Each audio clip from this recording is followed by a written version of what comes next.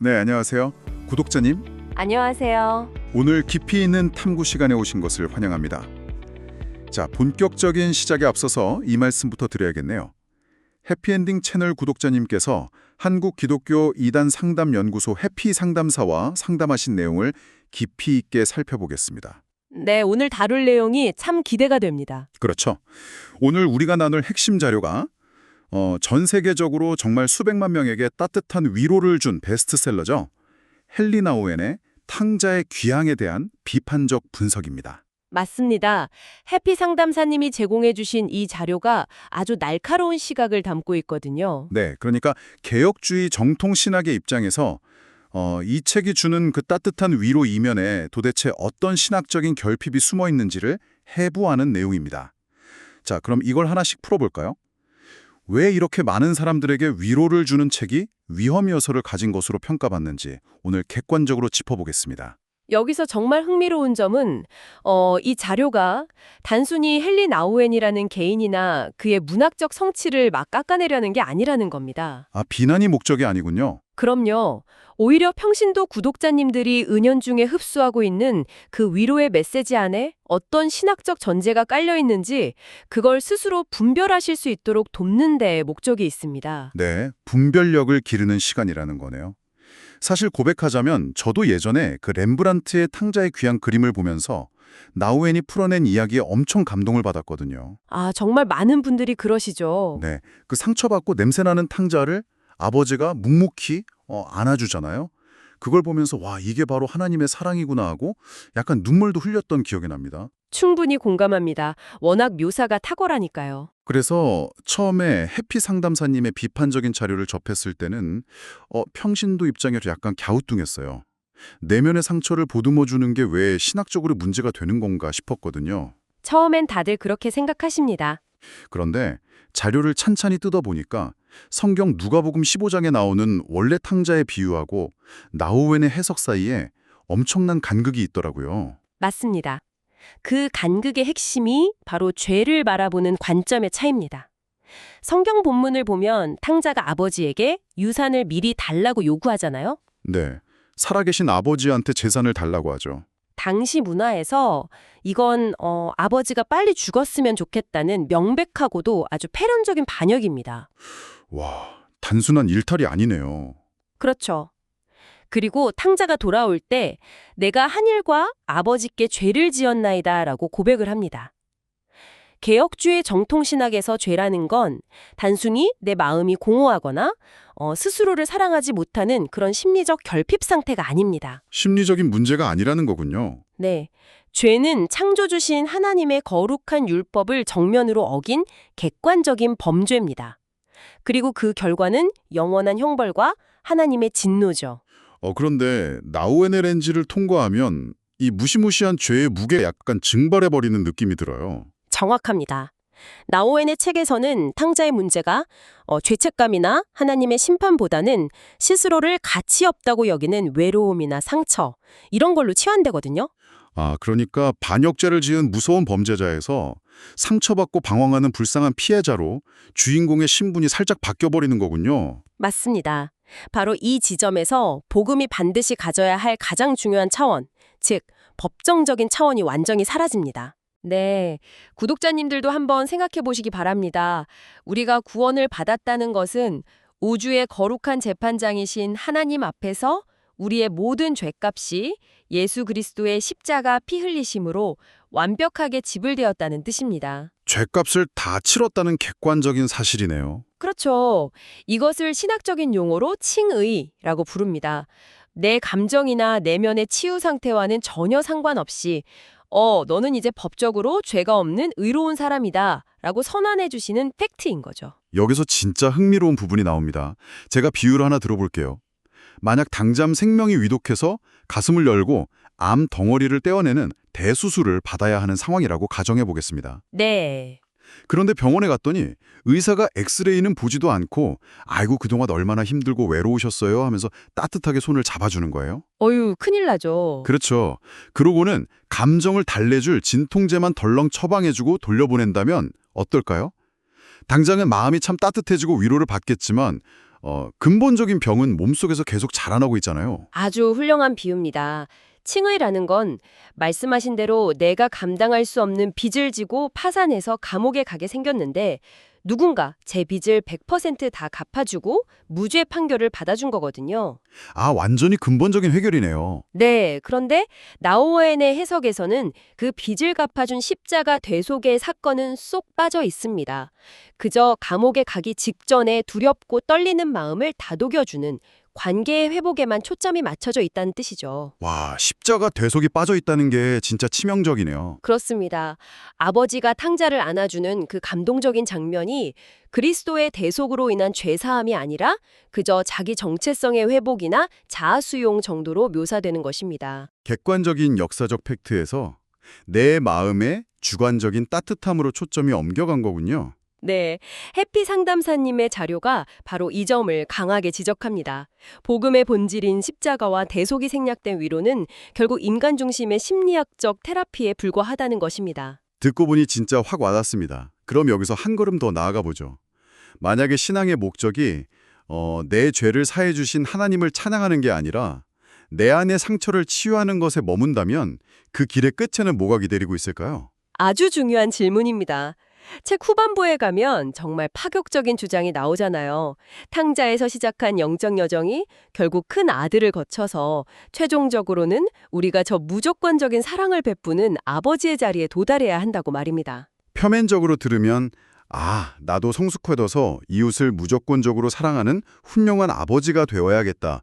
이런 아주 도덕적인 가르침처럼 들릴 수 있습니다. 저도 처음엔 그렇게 들었거든요. 좋은 말 아닌가? 하고요. 하지만 이 주장은 신학적으로 매우 위험한 선을 넘고 있습니다. 성경은 분명 우리가 그리스도를 본받고 거룩해져야 한다고 가르치지만 그것은 철저히 피조물로서 창조주의 형상을 반사하는 거울이 되라는 뜻입니다. 아, 거울로서의 역할이요. 네, 결코 창조주 하나님 아버지의 그 자리 자체를 우리가 차지할 수 있다는 의미가 아닙니다. 잠깐만요. 우리가 하나님의 사랑을 본받아야 하는 건 성경적인 것 아닌가요? 아마 평신도이신 구독자님들도 속으로 비슷하게 질문하실 것 같거든요. 당연히 드실 수 있는 의문입니다. 예를 들어서 회사의 말단 직원이 훌륭한 CEO의 좋은 리더십과 성품을 열심히 배우고 따라하는 건 좋은 거잖아요. 그럼요. 훌륭한 태도죠. 근데 그 직원이 이제 내가 저 CEO의 의자에 직접 앉아서 결제를 해야겠다라고 나서는 순간 그건 배움이 아니라 교만이고 반역이 되는 것과 비슷한 원리일까요? 이걸 더 큰 맥락에서 연결해보면 그 비유가 아주 정확하게 맞아떨어집니다. 우리가 하나님의 성품을 반영하는 빛과 소금으로 사는 것과 스스로 사랑의 절대적인 주체가 되어서 창조주의 위치에 서려는 것은 완전히 차원이 다른 이야기거든요. 방향 자체가 다른 거군요. 맞습니다. 개혁주의 신학에서 말하는 성화, 즉 거룩해지는 과정의 방향키는 철저히 하나님을 향해 있습니다. 내 뜻을 꺾고 자기를 부인하며 각자에게 주어진 십자가를 묵묵히 지고 순종하는 삶이죠. 네. 그런데 나우엔이 제시하는 성화의 방향키는 나 자신을 향해 있습니다. 내가 얼마나 내면의 상처를 잘 극복하고 성숙해서 남을 온전히 포용할 수 있는 어떤 신적인 존재로 자아 실현을 이루었는가, 이게 궁극적인 목표가 되어버리는 겁니다. 하나님께 순종하는 게 아니라 내 자아의 완성도를 높이는 쪽으로 방향이 틀어져 버렸네요. 그렇습니다. 게다가 저는 이 책에서 아버지를 묘사하는 방식도 약간 편향적이라는 느낌을 받았어요. 성경 본문을 끝까지 읽어보면 아버지가 탕자를 안아주시기도 하지만 집 밖에서 막 분노하고 있는 큰아들에게는 나가서 타이르시기도 하잖아요. 네, 정확히 보셨습니다. 죄를 무조건 덮어두시는 게 아니라 거룩함과 공의가 살아있는 분인데 나우엔의 해석에서는 너무 맹목적일 만큼 무조건적인 포용만 강조되는 것 같아요. 맞아요. 죄에 대한 애통함이나 거룩함을 향한 영적인 투쟁 없이 오직 따뜻한 포용만 강조하게 되면 어떻게 될까요? 오늘날 포스트 모던 시대에 절대 진리를 거부하는 상대주의와 아주 쉽게 결합해버립니다. 다 괜찮아. 네가 어떤 모습이든 그냥 다 안아줄게 이런 거요? 네, 듣기에는 무척 달콤하죠. 하지만 진리와 공의가 빠진 포용은 그저 맹목적인 포용주의일 뿐입니다. 진정한 하나님의 사랑은 죄를 지적하고 돌이키게 하는 거룩함을 반드시 동반하거든요. 그렇다면 도대체 왜 헨리 나우엔 같은 세계적인 지성인이 이렇게 인간 중심적이고 주관적인 해석을 내놓게 된 걸까요? 해피상담차님의 자료를 보니까 그 원인을 나우에는 신학적 뿌리에서 찾고 있더라고요. 네, 바로 로마 카톨릭 전통입니다.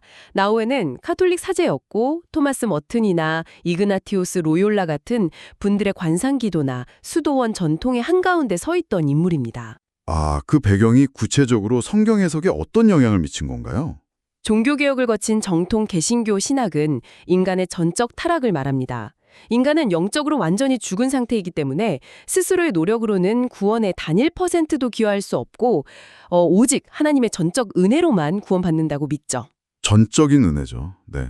반면에 카톨릭의 전통은 다릅니다. 인간이 죄로 인해 병들긴 했지만 완전히 죽은 것은 아니라고 봅니다. 그래서 하나님의 은혜에 인간의 자유의지와 노력이 협력해야 한다고 가르치죠. 아, 인간의 노력이 들어가는군요. 네, 이것을 신학 용어로 반펠라기오스주의라고 하는데요.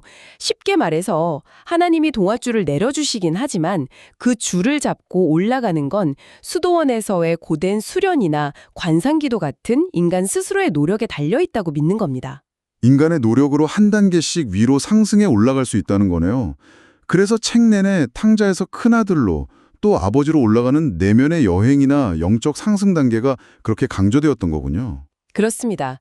그래서 여기서 우리는 현대 개신교 안에 무분별하게 스며든 치명적인 혼합주의적 영성운동을 강하게 비판하지 않을 수 없습니다. 아, 영성 운동이요? 네, 해피 상담사님의 자료가 가장 경계하는 지점이기도 한데요. 정통신학은 성경을 읽을 때 문법적이고 역사적인 맥락을 객관적으로 분석합니다.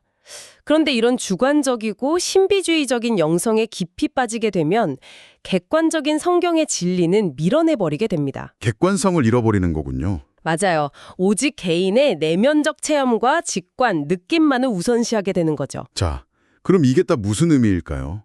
그러니까 객관적인 성경이라는 지도를 보고 목적지를 찾아가야 하는데 자꾸 내 안의 느낌이라는 나침반만 믿고 숲을 헤매게 만드는 그 영성훈련의 위험성이라는 거잖아요. 정확합니다. 진리의 숲에서 길을 잃게 만드는 이 주관적 영성의 토양 자체가 문제라는 거죠. 탕자의 비유 같은 명백한 구원과 회개의 역사적 사건조차도 그저 내 마음속에 잃어버린 자아를 찾는 심리적 상징 정도로 마음대로 난도질해서 해석해버리는 겁니다. 와, 이단들이 비유를 자의적으로 푸는 거랑 구조적으로 비슷하네요. 방식 자체는 다르지 않습니다. 성경 본문이 실제로 무엇을 말하느냐보다 내가 지금 이 본문을 읽고 내 안에서 어떤 위로를 느끼느냐가 더 중요해진다면 신앙의 뿌리는 완전히 썩어 들어가게 됩니다. 그럼 이 지점에서 현실적인 이야기를 좀 해보죠. 이런 신학적이고 배경적인 문제들이 현실 세계에서 교회를 다니고 신앙생활하시는 평신도 구독자님들에게 구체적으로 어떤 실질적인 악영향을 미치게 될까요? 아주 심각한 목회적 위험성이 있습니다. 자료에서도 이 책이 상처받은 분들에게 위로를 주고 예술적 묵상으로서의 장점이 있다는 건 인정을 하잖아요. 하지만 그걸 뛰어넘는 위험이 있다는 건데 진통제에만 중독된 신앙의 결말이 대체 뭔가요? 이 지점에서 중요한 질문이 떠오르네요. 정통교리라는 단단한 뼈대가 없는 상태에서 그저 감성적인 위로와 무조건적인 포용만으로 채워진 신앙은 거친 세상과 이단들의 유혹 앞에서 어떻게 될까요? 모래성처럼 무너지지 않을까요? 맞습니다. 모래성처럼 무너져 내립니다. 책을 읽으며 하나님이 이렇게 무조건 나를 사랑하시는구나 하고 눈물을 흘릴 수는 있겠죠. 하지만 그 눈물이 내 죄에 대한 뼈저린 회개나 십자가 앞에서의 철저한 자기 부인으로 이어지지 않는다면 그건 그냥 일회성 감정 소모에 불과합니다. 주말에 슬픈 영화 한 편 보고 실컷 울고 나서 스트레스 푸는 거랑 다를 바가 없다는 거네요. 그렇습니다. 더 무서운 건 그런 주관적인 감동과 테라피에 익숙해지다 보면 은연중에 이런 생각이 든다는 겁니다. 아유, 머리 아픈 교리 논쟁 누가 맞고 틀리느냐 따지는 건 이제 지겹다. 그냥 서로 사랑하고 무조건 포용하는 게 예수님 마음 아니냐? 약간 이런 식으로요? 자료에 따르면 이것이 결국 모든 종교는 통한다는 다원주의적인 에큐메니즘, 나 성경 밖의 계시를 쫓는 신사도 운동 같은 흐름과 아주 쉽게 손을 잡게 만든다고 경고합니다. 이단에 대한 영적인 면역력이 완전히 파괴되는 거군요. 해피 상담사님이 콕 집어 경고하신 부분이 바로 그 지점입니다. 사랑과 포용만 있으면 된다는 식의 모호한 감성주의에 빠지면 신천지나 구원파, 하나님의 교회 같은 치명적이고 명백한 이단 단체들을 마주했을 때조차 분별력을 잃어버립니다. 진짜 심각하네요.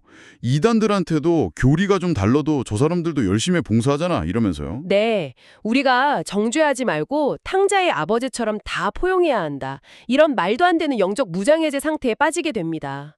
하나님의 거룩한 진리가 빠진 맹목적 사랑은 결국 성도들을 미혹의 구렁텅이로 끌고 가는 독이 됩니다. 그래서 해피 상담사님의 자료는 나우엔의 책을 향해서 아주 명쾌하고 단호한 한 줄 평을 남기고 있습니다. 달콤하지만 영양 불균형한 음식이다. 아주 적절한 비유죠. 아무리 입에서 사르르 녹는 맛있는 디저트라도 그것만 삼시세끼 주식으로 먹으면 목이 다 망가지잖아요. 이 책을 구원론을 배우는 교재로 삼거나 복음의 핵심으로 받아들이는 건 너무 위험하다는 겁니다. 그렇습니다. 만약 이 책을 읽으시려거든 반드시 로마서나 갈라디아서 같은 바울 서신, 혹은 하이델베르크 요리문답이나 웨스트민스터 신앙 고백 같은 정통 교리의 깊고 단단한 뿌리 위에 서 계셔야 합니다. 뼈대가 있어야 한다는 거군요. 네. 그 기반 위에서 문학적인 묵상 정도로만 제한적으로 소비하라는 강력한 권고를 우리 모두가 귀담아 들어야 합니다. 특히 새신자들이나 상처로 무너져 있는 성도들에게 분별 없이 이 책만 툭 내미는 건 무책임한 처방입니다. 네, 오늘 해피 상담사님의 분석 자료를 통해서 헨리 나우엔의 탕자의 귀향, 이면에 숨겨진 신학적 쟁점과 위험성들을 아주 깊이 있게 짚어보았습니다. 네, 의미 있는 시간이었습니다. 다시 한번 강조하지만 이 책이 주는 문학적인 아름다움이나 위로 그 자체를 깎아내리려는 게 아닙니다. 다만 구독자님들께서 그 달콤한 위로 이면에 반드시 있어야 할 복음의 본질을 놓치지 않으셨으면 좋겠습니다. 맞습니다. 죄를 향한 하나님의 엄위하신 공의, 내 빚을 대신 갚아주신 예수 그리스도의 객관적인 대속 사건, 그리고 내 죄에 대한 철저한 회개, 이것이 빠진 위로는 결국 모래 위에 지은 집일 뿐이라는 사실을 꼭 기억해 주셨으면 좋겠습니다. 오늘 이야기를 마무리하며 구독자님들 스스로에게 던져볼 수 있는 작은 질문 하나를 남겨드리고 싶습니다. 우리가 신앙서적을 읽거나 설교를 듣고 가슴 벅찬 감동을 느낄 때 한 걸음만 뒤로 물러서서 질문해 보십시오. 어떤 질문이죠? 지금 내가 느끼는 이 감동은 그저 내 억눌린 감정을 쓰다듬어주는 진통제인가? 아니면 나를 철저한 죄인임을 깨닫게 하고 객관적인 하나님의 거룩한 진리와 십자가 앞으로 나를 무릎 꿇게 만들고 있는가? 이 부분입니다. 와, 뼈를 때리는 질문이네요. 진정한 참된 위로는 내 자아의 만족이 아니라 십자가라는 엄중한 진리와 공의를 통과할 때만 비로소 완성된다는 사실을 깊이 고민해 보셨으면 좋겠습니다. 필수 안내 말씀을 전해드립니다. 팟캐스트 오디오 파일을 생성하는 과정에서 기술적인 문제로 목소리와 역할이 바뀌거나 발음이 틀린 부분이 있었던 점, 구독자님들의 너그러운 양해 부탁드립니다. 네, 구독자님들의 넓은 이해를 부탁드립니다. 하나님의 변함없는 객관적 진리 안에서 가장 안전하고 참된 위로를 발견하시는 구독자님들이 되시기를 진심으로 바랍니다. 오늘의 깊이 있는 탐구 시간은 여기서 마치겠습니다. 구독자님, 감사합니다. 감사합니다.